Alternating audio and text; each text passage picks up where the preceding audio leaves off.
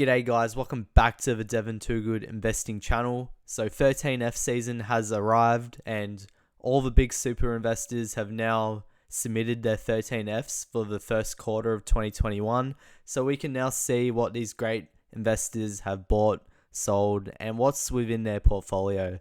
So today in this video, we're going to be going through and we're going to be looking at all the main super investors that I follow personally and who I respect. So on that list, we have Berkshire Hathaway, which is obviously managed by Warren Buffett. We have Daily Journal Corporation, managed by Charlie Munger. We have Pabrai Investment Funds, managed by Monesh Pabrai.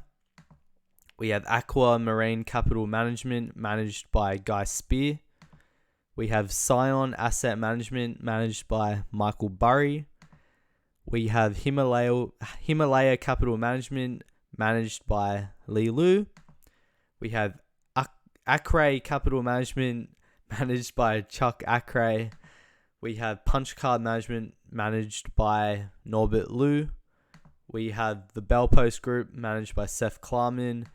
We have Conifer Management, managed by Greg Alexander. We have RV Capital, managed by Rob Vinal. We have Appaloosa Management, managed by David Tepper. We have Miller Value Partners, managed by Bill Miller. And then we have Fundsmith, managed by Terry Smith. So we're going to go straight into it. So first one, Berkshire Hathaway. What do we see? We see they've bought a little bit of Apple, nothing major. They've increased their position by less than 1%. Apple is their biggest position. It makes up 45.68% of their portfolio. But really the main theme here is the purchase into one, Chevron Corp. And it's now quite a large position in WB's portfolio. It's about 7.5%. And then Occidental Petroleum. It's now a bit over 2.5%. And look, it's a clear play into oil. Warren Buffett must think, oil is, or these companies in particular, are going to do well. Me personally, I'm not too interested in the oil sort of sector. It's not really a strong point for me. It is probably, I think it's something that I could bring into my circle of competence. However, it is out of my circle of competence. It would take a bit of work for me to bring it in there. And another notable position, Activision Blizzard, is 1.5% of the portfolio. They added to it and pretty much tripled down during the quarter. This is a sort of arbitrage kind of opportunity, as we all should know that Microsoft are trying to buy Activision Blizzard out. And if that deal goes through, there should be about 20% on the upside for Berkshire Hathaway. However, if it doesn't go through, you could still argue that they're left with a fairly reasonable business at a decent price. They also bought HP. Obviously, it's the computer manufacturer. Obviously, it was fairly cheap. They own over 10% of the company, so we actually found out about this early. Because if they bought less than 10% of the company, it would have actually shown up in next quarter's 13F. But because they own more than 10%, they had to file it when they bought it. So we've got that information now. Pretty much we're getting into the smaller positions down here, but I would like to point out that they added into some of these smaller positions here. This is most likely Ted or Todd, pretty much Warren Buffett's sort of in training Warren Buffett's. You could call them younger Warren Buffett's. And they manage a small amount of capital in the portfolio. And you can see major additions here to floor and decor. So potentially that might be something that might be worth looking at. I believe they're a flooring retailer. And other than that, not too much. They're completely sold out of Verizon there.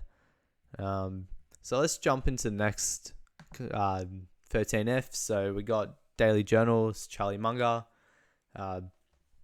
He reduced his Alibaba position by 50%, and in the past I've done a video on why he might have done so. I think the most likely reason was tax loss harvesting, and he pretty much sold exactly half of his position. So what I think is he went into margin debt to tax loss harvest, and now that tax loss harvest is complete, he's then gone and sold half of his position and paid back that margin. But other than that, there's nothing really else to say here. It's still a 15% position for him. He obviously still has conviction. And look, Charlie Munger doesn't make many changes in his portfolio. So when he does, hey, it's worth taking note. Next up, we have Pabrai Investment Funds, or Funds Investments. I don't know why he has it mixed around that way, but it doesn't really matter. He reduced Nice Holdings by 16.54%. And I don't really even know what Nice Holdings is, to be honest. Rain Industries sold just about 80%. Schnicken reduced by 60%. Schnicken is I believe it's a property. It's something to do with property in Japan. And then he also sold Seritage Growth Properties, and essentially he sold pretty much 100% of it. He did mention in an interview recently that he sold Seritage Growth Properties as he underestimated how long the developments would take and the difficulty of getting the rezoning of the properties and doing the development applications in order to develop these properties. And because these properties were spread out over many different jurisdictions, so each sort of local government has their own rules when it comes to developing. He didn't realize this at first, and then he realized that, hey, because of that complexity, because there's different guidelines for every local government, it pretty much, he reckons it's going to take too long and it's going to cost him too much money. So he sold out. In terms of his largest holding, he's big balls tear into Micron. It is unchanged. However, it does make up 44.45% of his portfolio, which means he must be really bullish on it. Micron is a part of my portfolio. But yeah, that's just something to note. So let's jump on to the next 13F. We got Guy Spier's 13F here, and in classic Guy Spier fashion, he's done absolutely nothing. Biggest position, Berkshire Hathaway. Then we're looking at American Express, 15%. Indian Energy Exchange, 15%. Look, you can see that Guy Spier also has Micron in his portfolio. He also has Seritage. He also has Alibaba. He's got some Daily Journal in here as well. A little bit of Alphabet. But not much to say. Nothing's changed. So let's get on to the next one then. Scion Asset Management. This is Michael Burry. Michael Burry has made a bunch of changes. He is quite active compared to a lot of the investors in this video that we're going to be talking about. But he has bought a position into Booking Holdings. This is 11.67% of his portfolio now. He's also bought into Warner Brother Discovery. So they recently went through a merger. So yeah, there might be opportunity there. They're developing a streaming platform. It is a company that is fairly popular in these 13Fs and fairly popular in the value investing sort of community. Might be worth a further dig. He's bought into Alphabet, Cigna Corp. Not too sure what they're about. Meta Platforms, that's a company that I own there. Look, just a bunch of activity. Stellantis, that's quite a popular name in the value investing sort of circles. But yeah, there's a lot of changes. Maybe Booking Holdings might be one that might be worth a further look into as well. So Liyue, Himalaya Capital. Not much has changed. He's reduced his position in BYD. However, if we look at the holding date, this was actually done last year. So any recent activity you can't see it. Liyue probably has other holdings that are international holdings that don't show up on 13Fs. Keep that in mind. However, if you look at what he holds, a lot of these guys hold very similar things. It's crazy, right? Micron. Bank of America is quite popular as well among value investors. Berkshire Hathaway, Alphabet, Meta Platforms, and Apple. Next up, Akray Capital, Chuck Akray. He's made a few changes here, more so rebalancing by the look of it. He's made no big changes to his portfolio. We've got MasterCard, his largest position. We've got Moody's. We've got American Tower, which has actually been a 100-bagger since its inception, since it IPO'd. Got Visa, so you can see he's heavy into sort of payments here. Brookfield Asset Management, that might be one worth researching. Even though he reduced his position, I've seen it. It's been fairly popular among some of the value investor, super investor portfolios, but nothing much to really report here. You can see he's reduced. He sold out Dollar Tree,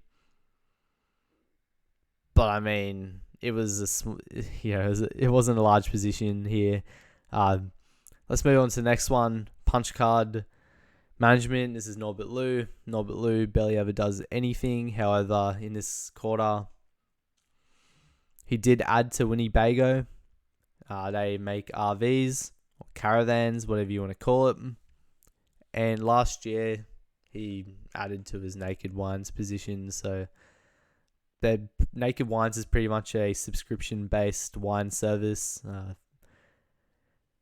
Honestly, I'm not all that interested into it. I've been interested into 4 Industries, who is a competitor of Winnebago. So maybe it might be worth, redigging into that. However, I'm not sure if the valuations are quite where they'd want to be, where I'd want them. Bellpost Group. So this is Seth Klarman. You can see he's added to, I'm not even going to try to say that name. I'm not even sure what they do. Trimmed Intel, added into Alphabet, Liberty Media Corporation, 30% add to Fiserv, so that's also in the payments space. We can see a bit of just rebalancing in general. Added into Dropbox. Dropbox is one of my largest holdings. I'm quite bullish on Dropbox. They are on track to hit $1 billion in free cash flow per year by 2024. And I think Dropbox, in my opinion, is worth around $40 per share and is trading about 20. Micron, another popular super investor stock. He trimmed it a little bit. Same with Facebook here.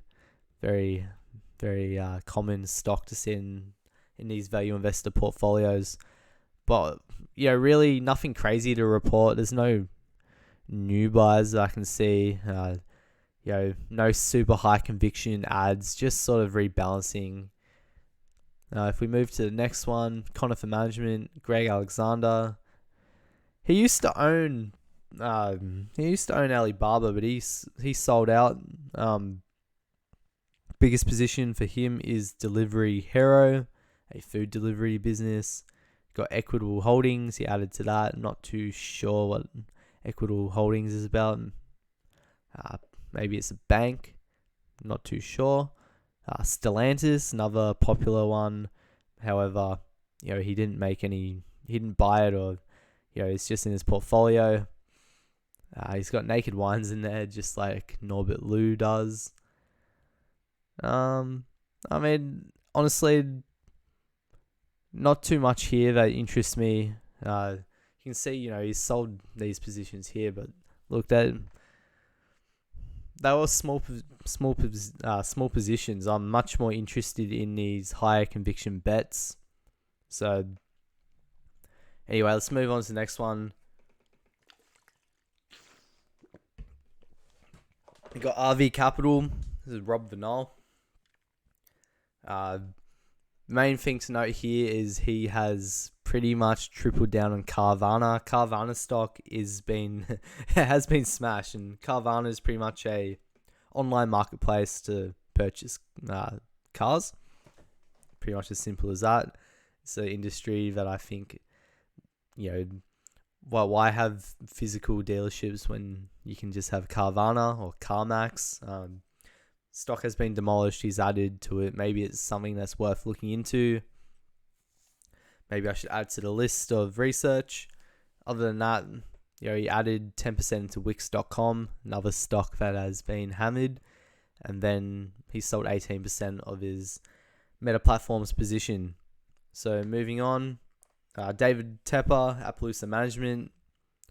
See, he's made a fair bit of changes here. Trimmed Google, added to Amazon, trimmed Facebook, trimmed just a bunch of trimming. He trimmed Micron, trimmed Macy's. He added to Microsoft. He 8x down on Uber. Uber's not really a company that I'm too interested in at the moment. Honestly, just like a reduction in general. Pretty much sold out of everything in his portfolio except Amazon, Microsoft, and Uber here. Looks like he was just reducing exposure in general, which is interesting as valuations have come down a lot. So I do find it interesting that he has trimmed his portfolio quite a bit. For me, I've got no interest in trimming my portfolio like this, so I'm just gonna move on. We've got Bill Miller. Pretty much a bunch of rebalancing, honestly. We got Cleveland Cliffs. I have no idea what that is. He's added to Coinbase here.